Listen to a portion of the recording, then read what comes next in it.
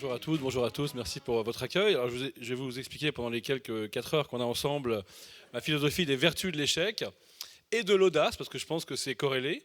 Et on va commencer tout de suite, pour entrer dans le vif du sujet, par une petite mise en situation mentale ou psychique que je vous demande de faire vraiment. Donc essayez de vous représenter vraiment la question. Elle va vous faire rire dans un premier temps, mais essayez de la vivre vraiment.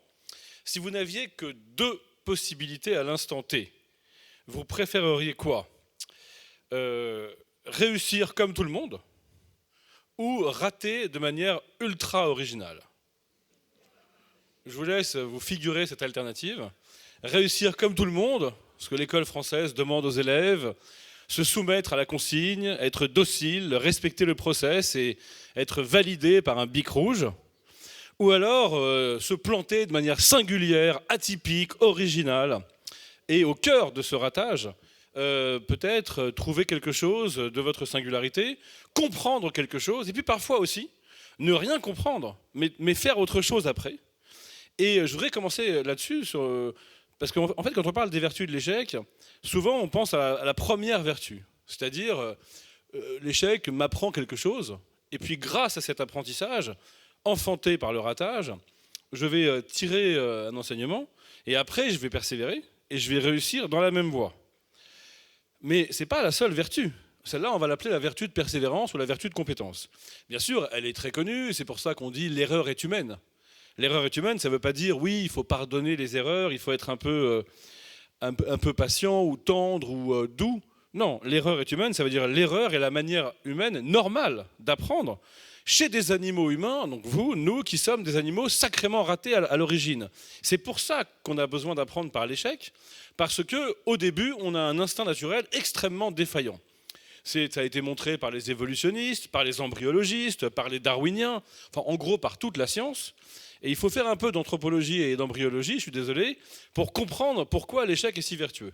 C'est que dans l'évolution, il y a eu une sorte de bug qui a fait que l'humain s'est séparé des autres espèces.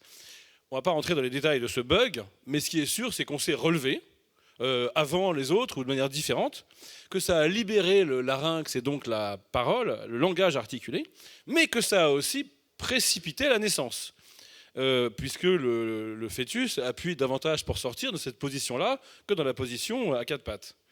Et si bien que, comme vous l'avez remarqué, les petits-enfants humains naissent au bout de 9 mois. Mais certaines femmes ici présentes disent c'est très bien que ça ne dure pas 18 mois.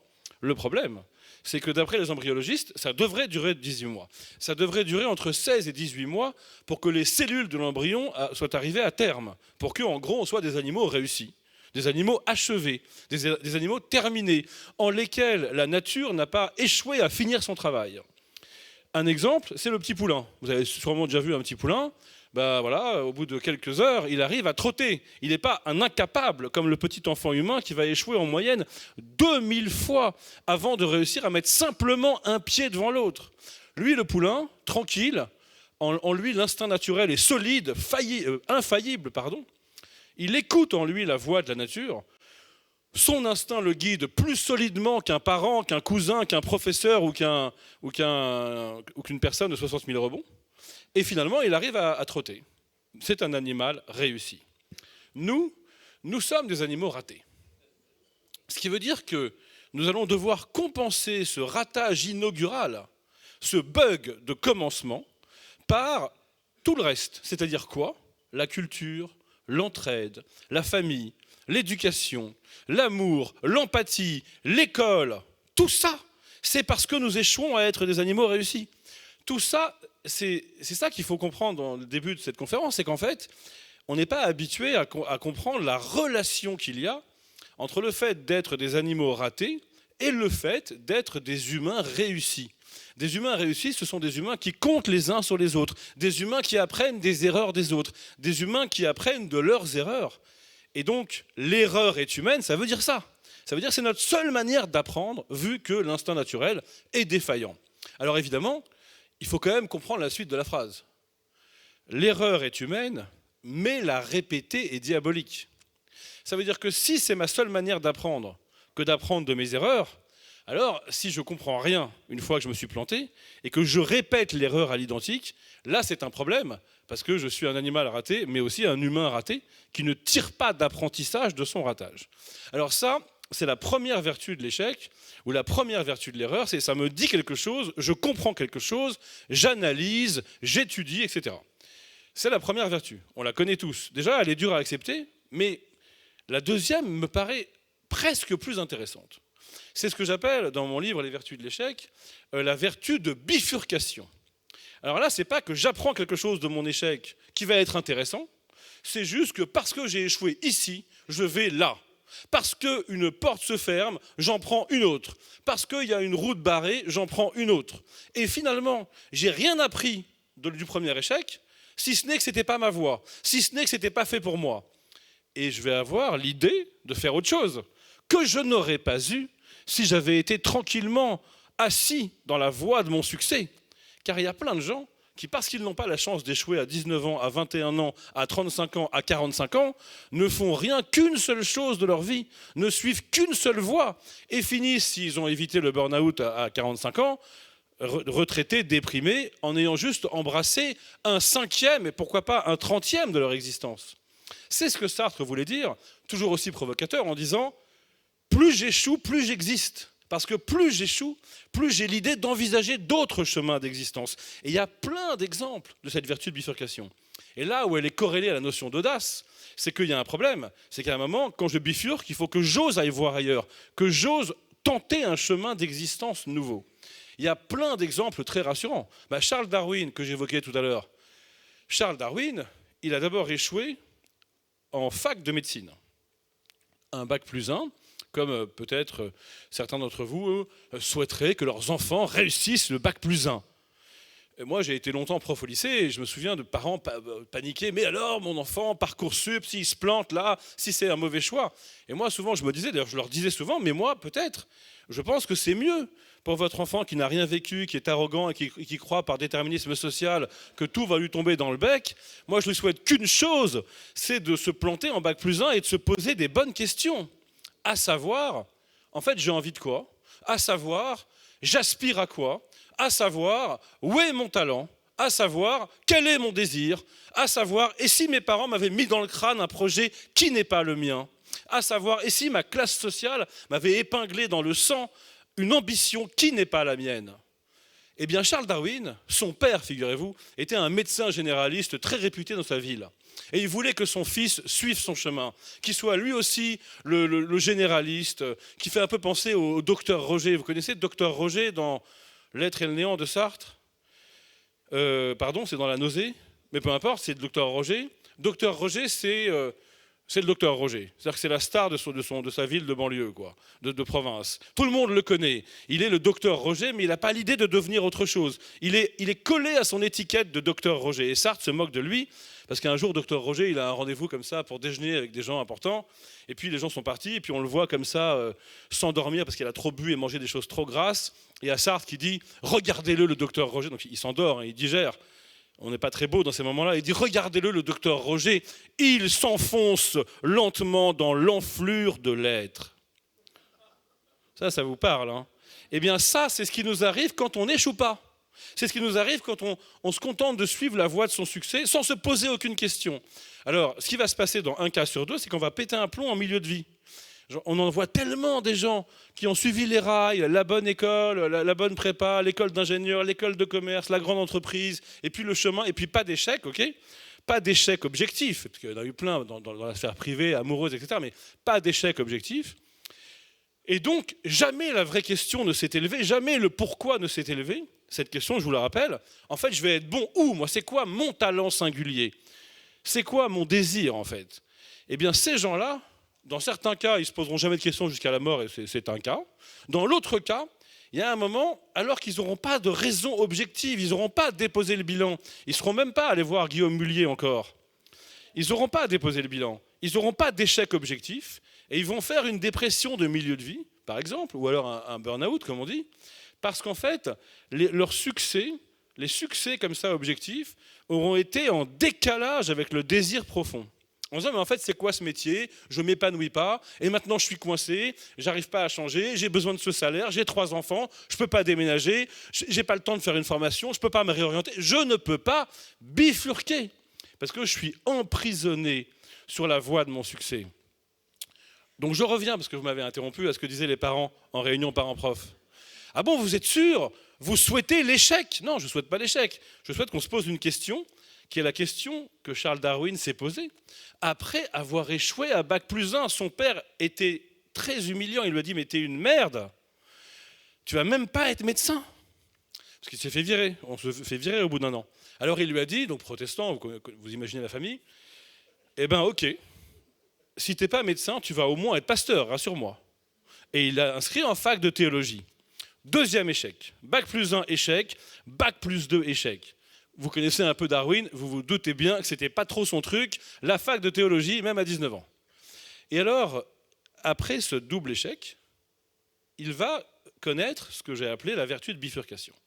Et non pas la vertu de compétence ou de persévérance. Il n'a rien appris de son échec en médecine, si ce n'est que ce n'était pas pour lui.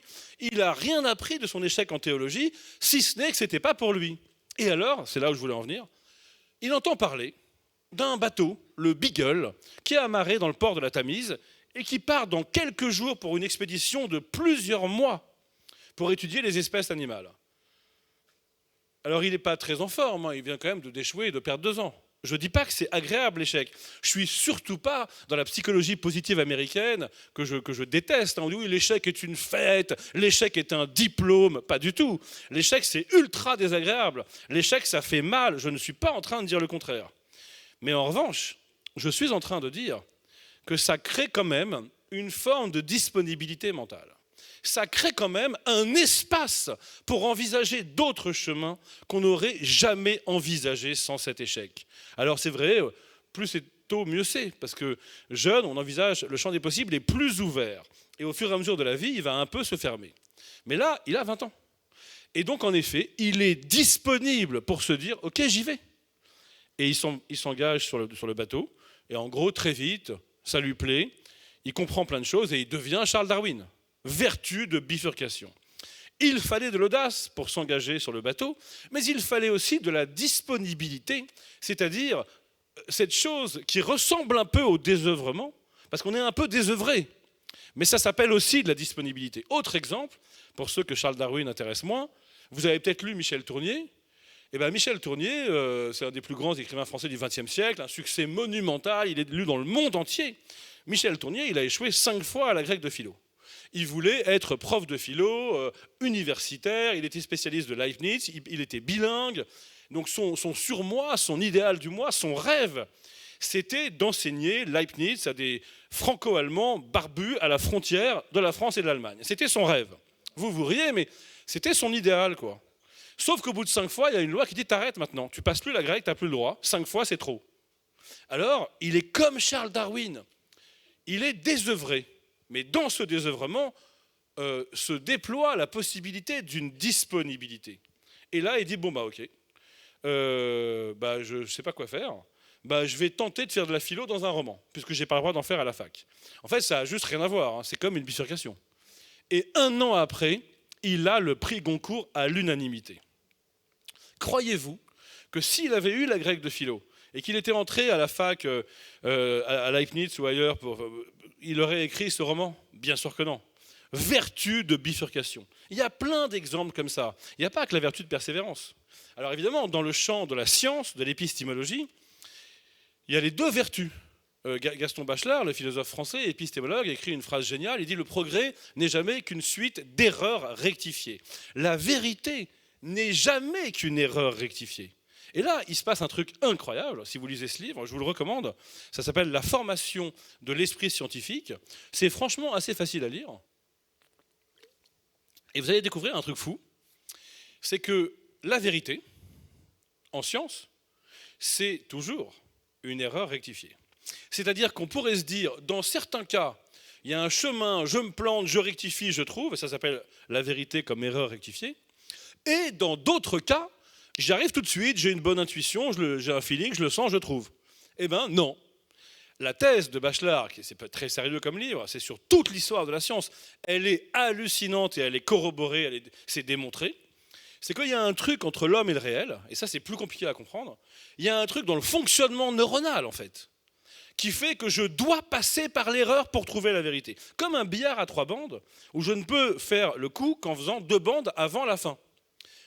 La vérité n'est qu'une erreur rectifiée. Comme je vois que vous doutez, vous vous dites, mais oui, parfois je le sens directement. Ben non. En fait, la thèse de Bachelard, elle est aussi corroborée par les psychologues contemporains, c'est que l'intuition humaine, c'est bidon, ça n'existe pas. Vous croyez que vous êtes né intuitif, ça n'a aucun sens. Vous croyez qu'il y a une intuition féminine, ça n'a aucun sens. Il n'y a pas d'intuition innée. Il y a juste que, à l'issue d'un long chemin de compétences et d'expertise et d'erreurs rectifiées, on en vient à sentir un peu les trucs. Et tous les théoriciens de l'intuition montrent que le seul moment où vous pouvez écouter votre intuition en ayant une chance d'être bon, c'est quand c'est dans le champ de votre extrême compétence. Du coup, ce que montre Bachelard, avec des exemples, c'est qu'à chaque fois qu'on croit que c'est évident, en fait, il y a d'abord eu une erreur et elle a eu un mouvement de rectification, une dynamique de rectification qui a conduit à la vérité. Je prends 2 exemples. Le bout de bois. La poussée d'Archimède, quoi. Le bout de bois flotte sur l'eau. Alors on se dit, bah ouais, c'est facile à comprendre, etc. Vous connaissez la loi, c'est un rapport invariant entre le volume et la masse d'eau déplacée. C'est une loi hyper basique. Et puis, les premiers hommes, ils se faisaient une idée complètement fausse de la flottaison. Ils pensaient en gros que si la feuille flotte, c'est qu'elle veut flotter. Si le bout de bois flotte, c'est qu'il veut flotter. C'est qu'il a une propriété qui est de flotter. C'est qu'il est la cause d'une conséquence qui est la flottaison. C'était ça intuitivement la pensée humaine. Et vos enfants dans leur baignoire, avec le petit canard jaune, ils pensent pareil, que le canard il veut flotter, que le canard il flotte, que le langage nous induit en erreur. Eh bien pour arriver à la vérité, il a fallu déconstruire l'erreur initiale. Il y a une géniale phrase de Bachelard qui dit « Il faut toujours et partout faire une psychanalyse de nos erreurs initiales ». Et c'est seulement comme ça qu'on arrive à la vérité. Ça, ce n'est pas une vertu de bifurcation, c'est une vertu de persévérance. Mais attention, autre exemple, pour vous montrer que c'est le cas pour toutes les vérités scientifiques. L'éponge. Les éponges dans l'eau, là, qui absorbent l'eau, ou l'éponge avec laquelle on nettoie l'évier, on croit que l'éponge éponge, comme on croit que le bout de bois flotte. Donc on pense que l'éponge a pour fonction d'éponger, qu'elle a pour propriété d'éponger, qu'elle fait un truc pour attirer l'eau en elle. Eh bien, c'est complètement faux. La vérité, c'est de rectifier cette erreur initiale. L'éponge, elle ne fait rien, elle n'éponge pas, comme le bout de bois ne fait rien, il ne flotte pas, il y a juste des trous dans l'éponge. Et l'eau rentre dedans. Donc en fait, intuitivement, on se trompait encore une fois. Ça, c'était la partie épistémologique. Maintenant, l'histoire de la science montre aussi qu'il y a des vertus de bifurcation. C'était l'exemple du Viagra, vous le connaissez, il est génial. C'est Pfizer qui cherche depuis des mois, des années, un médicament contre l'angine pulmonaire. Et puis ça marche pas. Et pendant des années, ils ne voient pas cet effet secondaire relativement intéressant. Et puis un jour, ils disent, mais merde, on a trouvé le truc qu'on cherchait pas. Exactement comme la tarte tatin, comme les bêtises de Cambrai, ou comme plein de philosophes qui, par sérendipité, trouvent ce qu'ils ne cherchaient pas. Dans ce cas-là, il n'y a aucune vertu de persévérance, il n'y a aucune compétence induite du ratage et de son apprentissage, il y a juste à ouvrir les yeux sur une bifurcation possible. En fait, peut-être qu'on va en faire autre chose, et que ça va s'appeler le Viagra. Et en fait, on a trouvé, il suffisait d'ouvrir les yeux. C'était pareil pour les antibiotiques, la pénicilline. Ça faisait longtemps qu'il y avait cette espèce de moisissure qui apparaissait. C'était l'antibiotique, mais il fallait changer de regard. Et juste, la vertu de bifurcation, elle dépend parfois d'un changement de regard. Eh bien, ma thèse, c'est que ce changement de regard, il est extrêmement difficile quand on réussit tout. Il est extrêmement difficile d'ouvrir les yeux sur autre chose quand on est endormi, encensé, encouragé, rassuré, et quand on accroche son identité à son petit ego du succès. Alors c'est possible, vous allez me dire, oui, parfois, quand on a bien réussi un truc dans notre boîte, on fait un séminaire pour savoir comment ça se fait que ça a bien marché. Mais je ne vous crois pas. On ne le fait pas. On le fait un peu. La vérité, c'est qu'on est enclin à s'arrêter pour interroger le fonctionnement du réel quand ça ne marche pas. J'évoquais tout à l'heure de façon plus triste la dépression. La dépression, il y a la plupart des gens qui font une dépression, avant la dépression, donc avant le mode d'échec de leur vie psychique, ils se sont jamais interrogés sur le pourquoi de leur vie psychique, sur leur désir inconscient. Donc c'est quand ça ne marche pas qu'on se demande comment ça marche. Si vous avez, je sais pas, un appareil électroménager génial, ultra perfectionné, avec une commande vocale, un presse-agrumes, multi-agrumes, dessiné par Philippe Stark, et que vous avez dans votre cuisine, vous faites comme ça, et le presse-agrumes produit un jus multifruits, ce que j'appelle l'ivresse du succès. Souvent, dans l'ivresse du succès, on ne se pose pas de questions. Mais le jour où ça tombe en panne, alors on se dit, mais comment marche ce putain de truc? Exactement comme quand on était jeune et qu'il y avait encore des voitures qui ne conduisaient pas toutes seules. Maintenant, c'est carrément fini. Mais c'est vrai que moi, j'ai bientôt 50 ans. Quand j'ai conduit mes premières voitures, ça ne m'intéressait pas du tout. Mais le jour où tu tombes en panne dans la campagne, tu ouvres le capot et tu te dis comment ça marche. C'est quand ça ne marche pas qu'on se demande comment ça marche. C'est pareil pour le presse-agrumes, la voiture, la vie psychique et parfois aussi l'entreprise. Alors, c'est une donnée fondamentale de la nature humaine. C'est une donnée fondamentale de l'anthropologie. Mais il y a une raison à cela, extrêmement profonde. C'est la raison par laquelle j'ai ouvert mon propos. C'est qu'on est des animaux qui entretenons une relation très miraculeuse au ratage, très heureuse au ratage, si on veut bien le comprendre. Encore une fois, je ne positive pas excessivement, ça fait mal, mais simplement, il faut parfois savoir endurer ces moments-là pour comprendre, pour avoir un rapport au réel, en fait. Dans l'expérience de l'échec, il y a une expérience du réel beaucoup plus forte que dans l'expérience du succès. Dans le succès, il y a ce que j'ai appelé tout à l'heure, avec le jus de fruits, l'ivresse du succès. Mais dans l'échec, il y a une sagesse. Voilà. On peut opposer la sagesse de l'échec à l'ivresse du succès. Libre à vous, une fois que vous avez compris cette sagesse de l'échec, c'est-à-dire je m'interroge, je prends conseil, j'essaye de rebondir. Surtout, je me dis, ça c'est hyper dur, je suis dans quel cas? Vertu de compétence ou vertu de bifurcation? Ça, c'est la question. Je suis dans quel cas? Est-ce que mon échec me dit continue, c'est ta voie, prends des enseignements, persévère? Ou est-ce que mon échec me dit bifurque, fais comme Gainsbourg, qui a raté comme peintre, qui est devenu chanteur? Fais comme Soichiro Honda, qui voulait être cadre chez Toyota, et à force d'échecs, il a monté sa boîte. Mais il n'avait pas l'idée avant. Donc tout ça, c'est la sagesse de l'échec. Mais libre à vous, une fois que vous l'avez compris, cette sagesse de l'échec, je prends mon temps, je prends des conseils, je me demande dans quel cas je suis. Libre à vous de l'appliquer après au succès. Ce que je veux dire, c'est qu'on peut réussir ses succès aussi. On n'est pas obligé de réussir que ses échecs. Donc on peut appliquer dans le succès cette sagesse de l'échec. C'est-à-dire pas avoir la tête qui enfle, pas s'identifier à ses succès, pas s'identifier à ses échecs. Ne pas s'identifier. Ça veut dire que mon échec ne me dit pas qui je suis. Il ne me dit pas que je suis un raté. Il me dit que j'ai échoué, que j'ai raté. C'est très différent. Et de même, mon succès ne me dit pas que je suis le king, que je suis un winner. Il me dit que j'ai réussi un truc, ce qui est très différent. Je prends là, de façon un peu simple, les arguments de l'existentialisme sartrien. Vous savez la phrase que vous connaissez, l'existence précède l'essence. Ça veut juste dire ça. C'est que quand j'existe, je fais des choses. Elles ne me donnent pas mon essence. Elles me font juste exister. Ça veut dire, en gros, pour être simple, que quand j'échoue, la question n'est pas qu'est-ce que je suis et que mon échec me dit, c'est qu'est-ce que je vais en faire dans l'aventure de mon devenir, dans l'aventure de mon existence.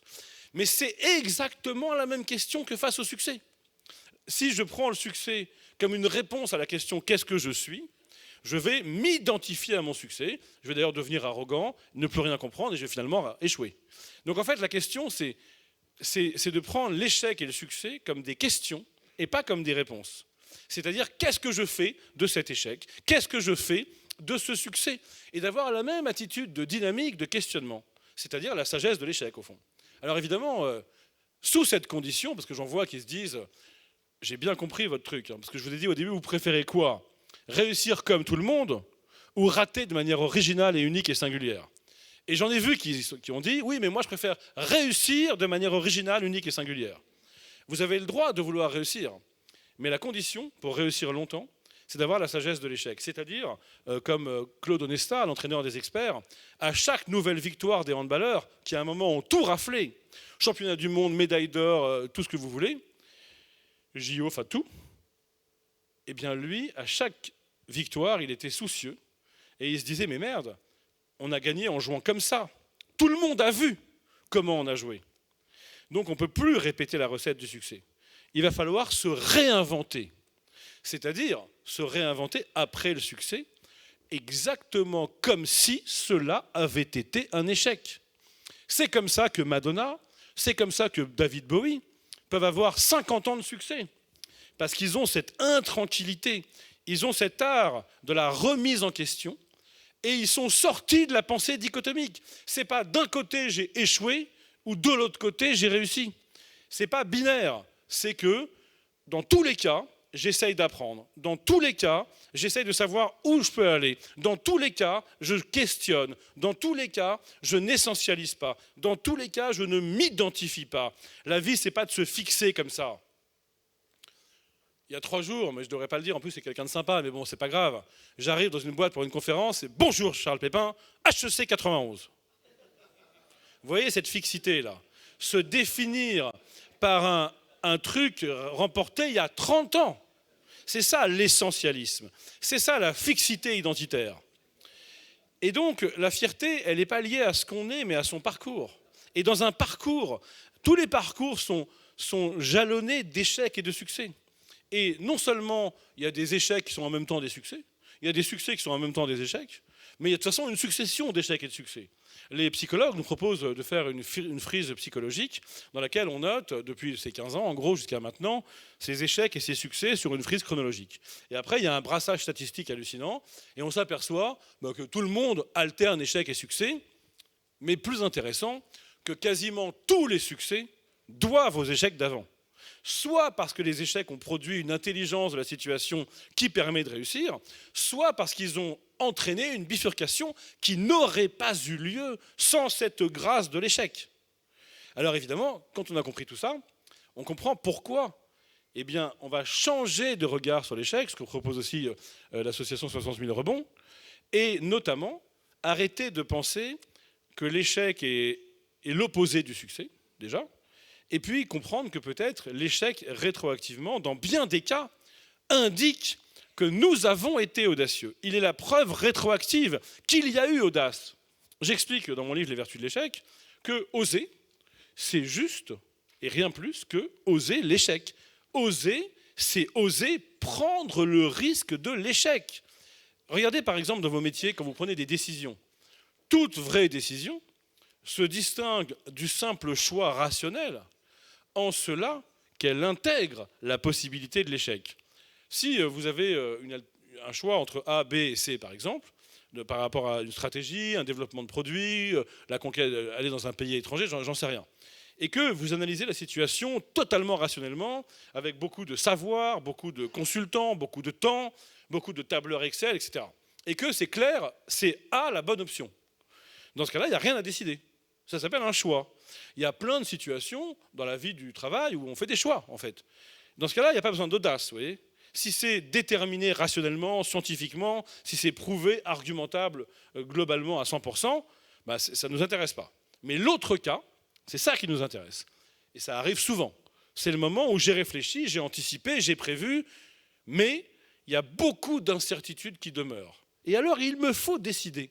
Il me faut trouver le courage de m'engager dans l'incertitude, de trancher, de décider. Et qu'est-ce qui va me bloquer, me couper le souffle, me couper les jambes, m'entraver? C'est la peur de l'échec. Parce que je me dis, merde, si j'échoue, c'est grave. Et j'ai une pensée dichotomique. Je pense qu'il y a échec d'un côté, succès de l'autre. Qu'est-ce qui donc va libérer ma capacité d'initiative et de décision? C'est l'acceptation de la possibilité de l'échec. Autrement dit, il n'y a d'audace à décider qu'elle est libérée uniquement par le consentement à la possibilité de l'échec. Mais en fait, on est souvent bloqué parce qu'on a tellement peur de l'échec que notre cerveau fait une stratégie d'évitement par rapport au cas de l'échec. Ce n'est pas l'échec qui nous angoisse, c'est cette stratégie d'évitement. épuisante physiologiquement et épuisante psychiquement. Du coup, il y a une méthode, c'est de regarder la possibilité de l'échec et d'y consentir vraiment, au lieu de la fuir et de la refouler. Ça veut dire qu'on peut presque faire un exercice en psychologie. C'est que tu regardes ce que c'est que l'échec, tu le vois, ce qu'il implique financièrement, socialement, les licenciements, concrètement. Et au lieu de dire, bon, on va éviter ça et on va essayer de bosser, tu prends 30 minutes. Et pendant 30 minutes, tu apprivoises, tu regardes en face, tu contemples cette idée de l'échec. Exactement comme les stoïciens de l'Antiquité disaient, tu as peur de la mort, au lieu de la fuir, fais un exercice 30 minutes de regarder ton cadavre en face chaque jour. Tu verras que ton cerveau s'habituera à l'idée. Et que, du coup, quand elle reviendra, elle revient tout le temps, c'est normal. Vivre, c'est savoir qu'on va mourir. Décider de façon audacieuse, c'est savoir qu'on peut se planter. Donc, du coup, au lieu d'avoir peur de cette possibilité qui pourtant fait partie du réel et indique que vous êtes vraiment vivant, il faut y consentir, l'apprivoiser, la domestiquer, apprendre à vivre avec elle. Mais je vais aller plus loin. Il faut l'aimer, bien sûr. Il faut aimer la possibilité de l'échec. Si on est entrepreneur, si on est artiste, il faut aimer la possibilité de l'échec. Autrement, elle est trop inhibante, elle est trop paralysante et elle l'empêche de décider. De toute façon, que l'échec fasse partie du champ du possible indique qu'il y a la possibilité d'une audace. Alors évidemment, il ne s'agit pas de faire n'importe quoi. Il s'agit de limiter le risque d'échec, mais on le limite d'autant plus qu'on consent au risque qui reste. Au fond, plus je suis lucide, plus je suis libre. Et la lucidité, c'est de reconnaître que l'échec fait partie non seulement du champ du possible, mais qu'il est une expérience du réel qui, in fine, ce qui est rassurant, sera plus profonde et plus enrichissante que celle du succès. D'ailleurs, regardez, faites l'exercice pour vous. Regardez ce que vos échecs vous ont appris et ce que vos succès vous ont appris. Et vous allez voir qu'on apprend beaucoup plus dans l'échec que dans le succès. Je vois mes livres là, derrière. Les bandes dessinées, enfin là il n'y a que des livres qui ont marché, c'est bon, mais j'en ai fait plein qui n'ont pas marché avant. Donc et si je regarde la différence entre eux, j'ai fait beaucoup plus de livres qui n'ont pas marché. Si je suis honnête, mon livre préféré, ça porte pour titre Les philosophes sur le divan, 3 ans de travail, pas un lecteur, pas une critique, pas une traduction, rien. Divorce juste après, ouais, voilà, bien quoi.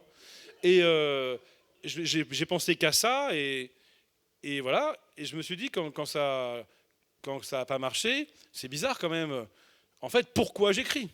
Pourquoi j'ai changé de voie ? Pourquoi j'ai pas bossé à la Société Générale comme je devais le faire pour devenir écrivain ? Pourquoi ? À qui je parle, en fait ? Si j'ai pas de lecteur, la question est intéressante quand même. Et bien ça m'a beaucoup apporté, de m'interroger. C'était dur, franchement, c'était désagréable. Mais c'est grâce à ça que j'ai trouvé une façon d'écrire qui pouvait avoir un lecteur. Si j'oppose à cet échec assez dur, le succès de 50 nuances de grec, la bande dessinée que vous voyez, dont le titre génial n'est pas de moi mais du dessinateur Jules, eh bien là on a eu un gros succès, best-seller, 150 000 ventes, cadeau de Noël, etc. Franchement, qu'est-ce que ça m'a appris d'être un cadeau de Noël ? Rien. Je savais déjà que les gens s'offraient des cadeaux de Noël qu'ils ne lisaient pas. Je savais déjà qu'il y avait des phénomènes grégaires et mimétiques. J'ai rien appris. Je me doutais que c'était agréable, franchement. Je n'ai pas été surpris. Je me doutais que quand on fait le même livre et qu'il rapporte de l'argent, c'est plus sympa quand il n'en rapporte pas. Que pour le même effort, on gagne 100 fois plus. Tout ça, j'ai rien appris. Par contre, j'ai été content. Il y a eu une ivresse du succès. Mais cette ivresse est de très peu d'enseignements. Et la sagesse de l'échec produite par le fiasco global de mon livre le plus important, à savoir Les philosophes sur le divan, que je vous propose de commander sur Amazon, eh bien, cette sagesse, elle est maintenant mon aiguillon. Quand bien même je rencontrerai le succès, je n'oublierai pas tout ce que mes échecs m'ont appris.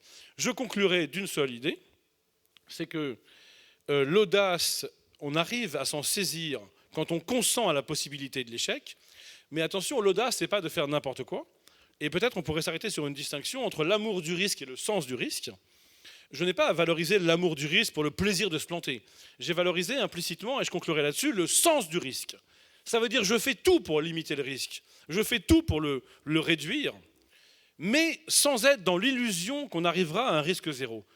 Je fais tout pour le réduire en me souvenant que je dois aimer le risque qui reste, parce que là est la vraie vie.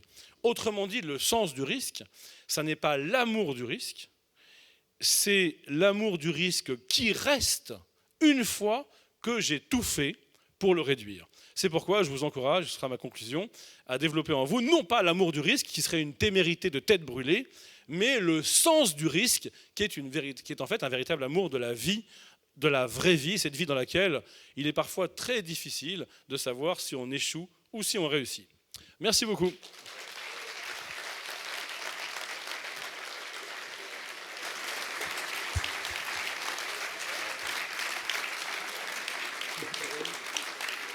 Merci, c'était absolument captivant et tellement riche d'enseignements. Moi, j'ai deux questions pour démarrer la séance de questions-réponses, mais j'espère qu'il y aura plein de questions dans la salle. Vertu de bifurcation et vertu de désœuvrement. Vous n'avez pas peu parlé de la vertu de désœuvrement. Je pense que vous pourriez faire un bouquin là-dessus, non ? Bonne idée, ouais. Mais c'est vrai que en fait, le désœuvrement est un terme négatif. Et si on, comme une médaille à deux faces, désœuvrement, ça fait mal, évidemment. Mais de l'autre côté, il y a disponibilité. Et ce que j'ai essayé de montrer, c'est qu'on a du mal à trouver la disponibilité quand on a et la tête dans le guidon et en plus le succès qui nous encourage à garder la tête dans le guidon pour toutes les bonnes raisons. Et c'est vrai qu'on va maintenant y arriver, je pense, à se dire, j'ai pas besoin d'échouer pour essayer d'envisager les choses autrement. J'ai pas besoin d'échouer pour essayer de bifurquer soit mentalement, soit concrètement. Mais c'est pas naturel. Merci. Première question, je vais garder ma deuxième question pour après. Est-ce qu'il y a une question dans la salle ? Sinon, je recommence. Sandra, tu te présentes parce qu'on ne te connaît pas ? Oh non, arrêtez. Non, Sandra Legrand toujours. Non, merci, c'était... Moi, j'ai lu votre bouquin. Il date de quand, Les Vertus de l'échec ? Je dirais 6-7 ans. 6-7 ans. Et alors, comment on explique que depuis 6-7 ans, parce que ça a quand même été un vrai tonnerre, ce bouquin, on n'ait pas une vision aujourd'hui un peu plus positive de l'échec ? Alors, ça vient, mais c'est quand même très long et c'est pas très répandu, et surtout dans les grosses boîtes, voilà, le sens du risque, autoriser les gens à prendre des risques, autoriser les gens à avoir un échec. Il y a quand même ça avance, beaucoup d'indices qui vont dans le bon sens. Il y en a plein. Par exemple, beaucoup d'entreprises, de grandes entreprises, font des séminaires annuels où les managers parlent de leurs échecs et tout ce que leurs échecs leur ont appris. Par exemple, j'interviens dans beaucoup de compagnies d'assurance qui font ça. Il y a beaucoup de conférences sur l'échec, qu'on appelle les failcon.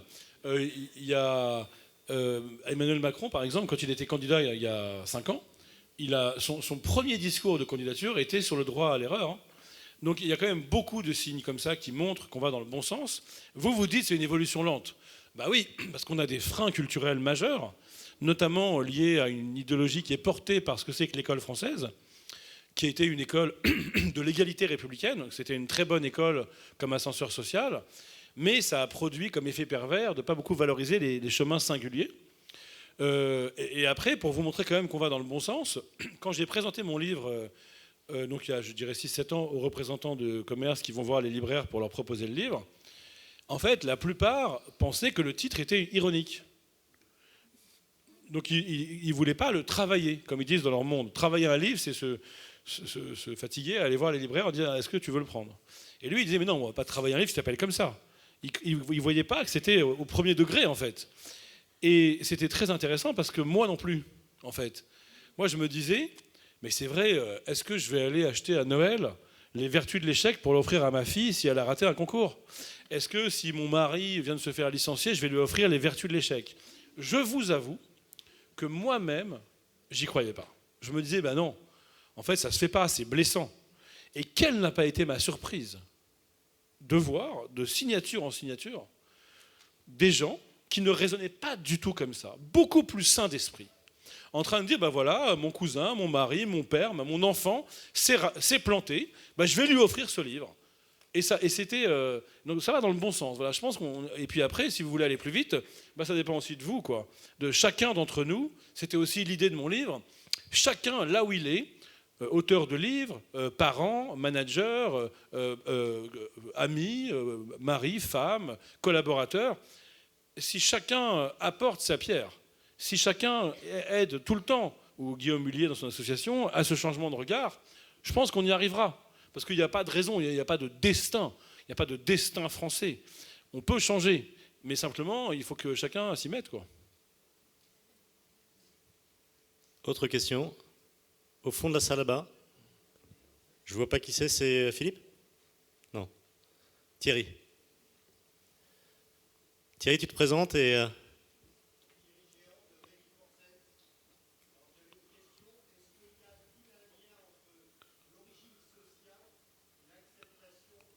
Justement de la possibilité de l'échec. Alors ça, c'est une très bonne question, je la répète au micro. Y a-t-il un lien entre l'origine sociale et l'acceptation de la possibilité de l'échec? Alors il y a deux éléments de réponse. D'abord, évidemment, ce problème français de penser que l'échec est une humiliation, est un placard définitif, etc., on le retrouve évidemment dans toutes les classes sociales. Maintenant, attention, il y a la prise en compte de conditions sociales particulièrement dures qui doit être importante par rapport à ma thèse. C'est-à-dire qu'en gros, quand j'ai sorti mon livre, on m'a dit c'est un livre libéral et ça ne marche que pour les classes moyennes et les classes bourgeoises. Sous-entendu, si tu es un enfant d'un milieu prolétaire, ouvrier, chômeur sur 5 générations dans le nord de la France, eh ben, il n'y aura pas de vertu de l'échec si tu arrêtes l'école en 4e. Et alors, c'est un peu vrai. Ça veut dire qu'il y a des situations de déterminisme social qui sont telles que finalement, même si on change de regard sur l'échec, au fond, on ne s'en sortira pas. Et j'ai accepté cette critique. En fait, je suis d'accord avec ces gens. Juste, je ne l'ai pas écrit dans le livre parce que, de toute façon, c'est des gens qui ne vont pas lire de livres, en gros. Donc, mais c'est vrai. Mais pour autant, je reconnais que cette objection est assez pertinente. Et en même temps, pas tant que ça. Parce qu'en fait, on s'aperçoit que si on s'intéresse au déterminisme social de près statistiquement, il y a des gens, alors est-ce que c'est 2%, est-ce que c'est 15%, c'est toute la question, qui viennent de ces milieux et qui s'en sortent. Si vous lisez, par exemple en littérature, Édouard Louis, c'est son cas.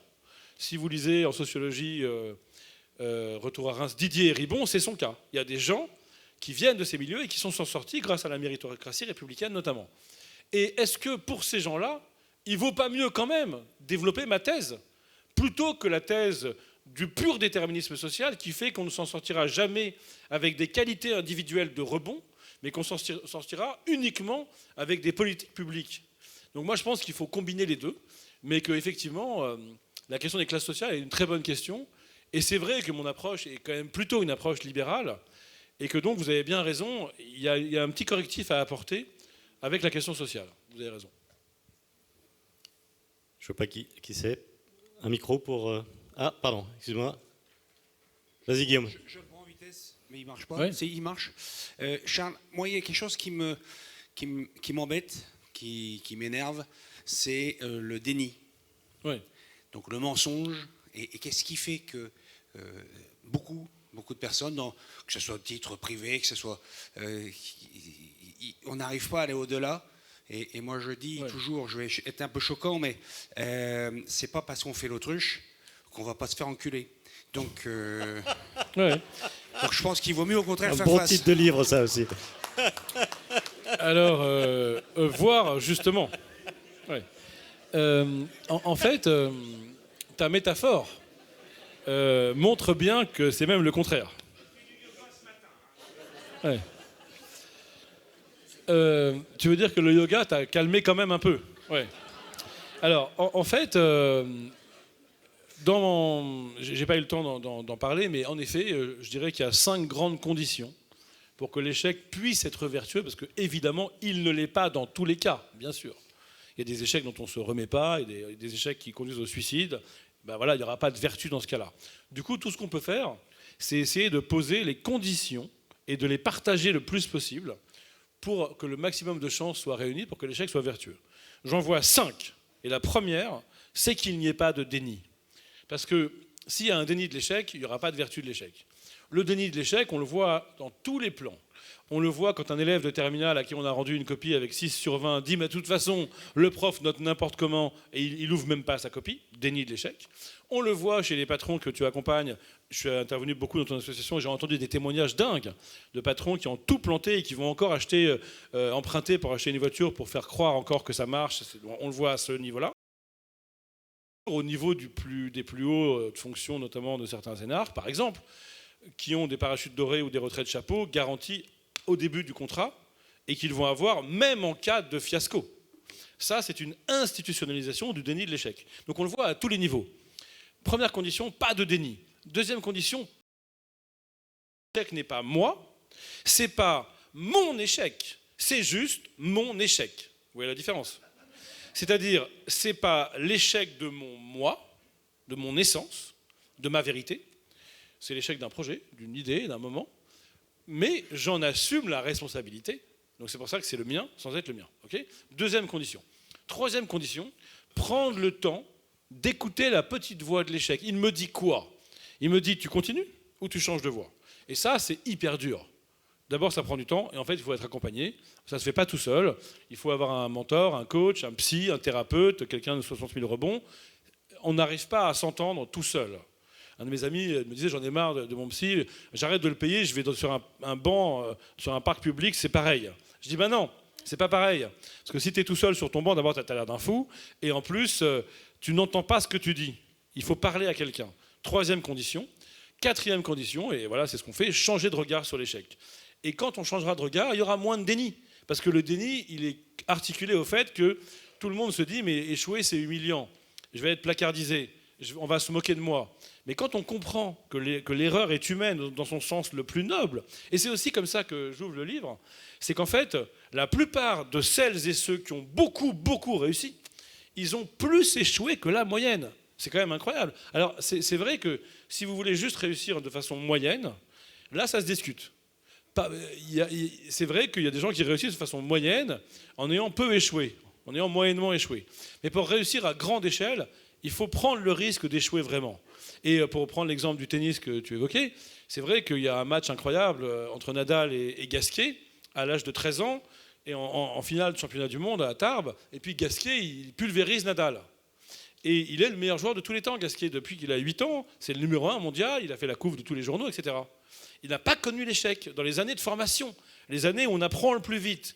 Et Nadal se fait battre par Gasquet facilement.